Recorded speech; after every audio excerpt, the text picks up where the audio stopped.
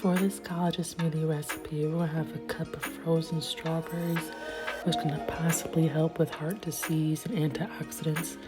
Also, we're going to have some bananas, preferably frozen, to help with digestive health, potassium, and some antioxidants. We're going to have some vanilla to also help with reducing added sugar, give us that sweetness. Also add some honey. Honey can also help with inflammation. It can help also with improving the taste without adding all that extra sugar. Also help with gut health and sore throat.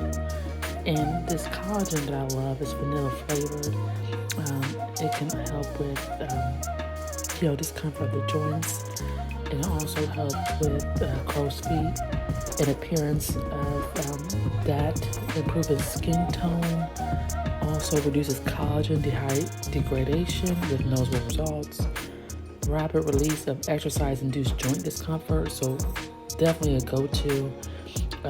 Put this in smoothies or drinks, anything you like. I blended this all together and I poured. If you want to try this collagen, which I think is very great, there's going to be a link in the description.